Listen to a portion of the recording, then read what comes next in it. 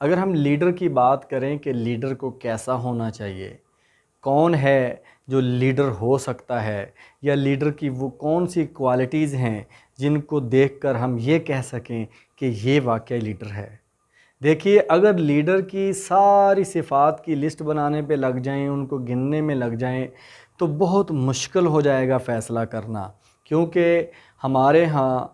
Leadership का फुकदान भी बहुत है और लीडर होने के दावे भी बहुत हैं, लेकिन उन सारी चीज़ों को देखते हुए और जो एक ख़ालिस्तान एक जो लीडरशिप जो हमें नबी सल्लल्लाहु अलैहि वसल्लम की सीरत को अगर हम पढ़ कर देखें, उसके बाद जो हमारे अकाबरीन हैं उनको पढ़ कर देखें, तो जो हमें लीडरशिप की खसूसियात मिलती हैं उनमें से जो एक सबसे बड़ी खूबी है और वो क्वालिटी वो है जो कि अगर उस लीडर में मौजूद नहीं है तो वो लीडर नहीं हो सकता। यानी लीडर के जो फॉलोअर्स हैं उन फॉलोअर्स को देखिए कि उनमें हर तरह के लोग होते हैं।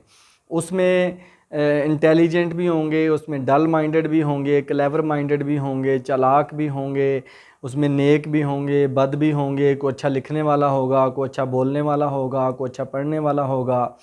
ये चंद मोटी मोटी एग्जांपल्स दी हैं। यानी उसके फॉलोअर्स में हर किस्म की खूबियों वाले और ख़ामियों वाले लोग होंगे। और लीडर की सबसे बड़ी क्वालिटी और ख़ूबी ये होनी चाहिए और होती है कि वो इन सब लोगों को साथ लेकर चलता है। जो उसे टीम मिल जाती है, उसी टीम को बेहतर तरीके से आगे चलाने के लिए कोशिश करता है, उसी टीम को लेकर आगे लीड करता है। ये नहीं करता कि ये जो डल माइंडेड हैं इनको साइड पे कर दें, ये मेरे नज़रिए पे पूरा नहीं उतर सकते, ये इनमें ख़ामियाँ हैं, इनको साइड पे कर दें।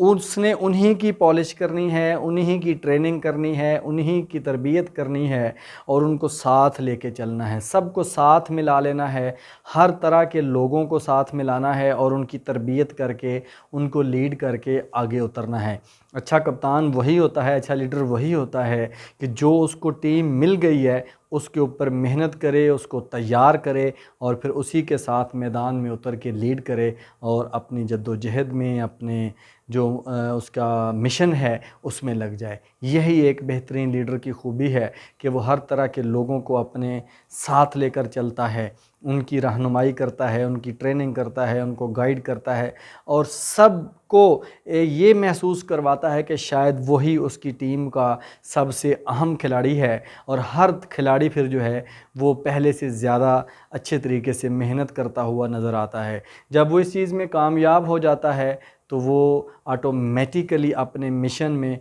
अपने मकसद में उसी टीम के साथ कामयाब होना शुरू हो जाता है। Thank you very much.